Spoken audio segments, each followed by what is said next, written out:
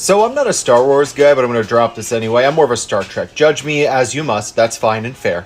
But Anakin/Darth Vader was never a Jedi. Ever. He was never at any point a Jedi. So his whole argument relies on the fact that Anakin doesn't get a choice. And I would argue that Anakin got a choice quite a lot. Because no Jedi gets a choice. They are all taken at a very young age before they know exactly what's going on. Anakin got a choice because he was too old. The Jedi said no, and Obi-Wan said, fuck you, and they said, alright, cool, bet, you can train him.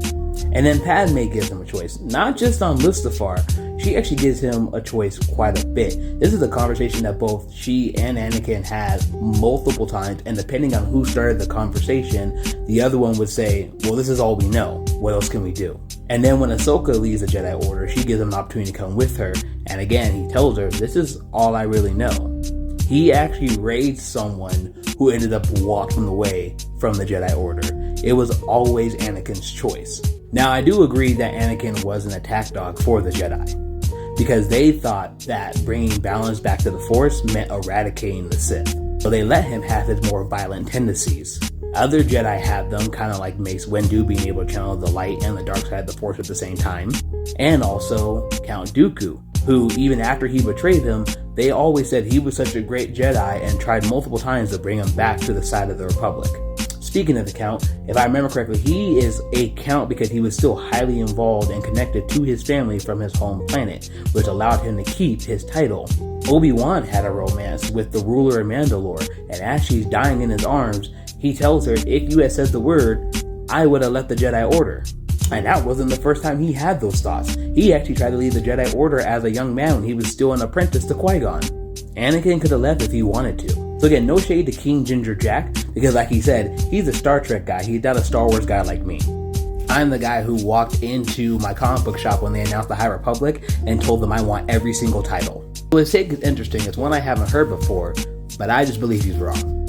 Now you could make the argument that because the Jedi Order is very much like a cult, how can you truly leave? And then I will bring back again my earlier points. They gave him an out as a kid.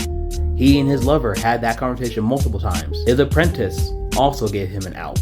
He chose to stay. He chose to go down the darker path for power. Are the Jedi perfect? Hell no. If you read the books, Yoda is a massive cause to the downfall of the Jedi. And I still need to make a video on that, but that's going to take some time because he's a big problem. In the recent comics about the Rise of Skywalker, where they're trying to fill in some of the plot holes from the overall story, they mention that Rey knew how to heal using her life force because of the Jedi texts that she studied. The Jedi texts that she got from Luke. And Luke got those Jedi texts because of the fact that he had them as secondhand knowledge from the fall of the Jedi Order. Which means the Jedi had this information and only shared it with those who were masters. But leaving or reacting the way he did were still his choice. It's not your fault what happens to you, but it is your responsibility how you respond. But what do you all think? Go watch King Ginger Jack's video and come back here and let me know. Other than that though, I am an upcoming author. Thank you for getting caught up with me on my favorite media. God saying the same. I'll catch y'all later. Love y'all. Peace.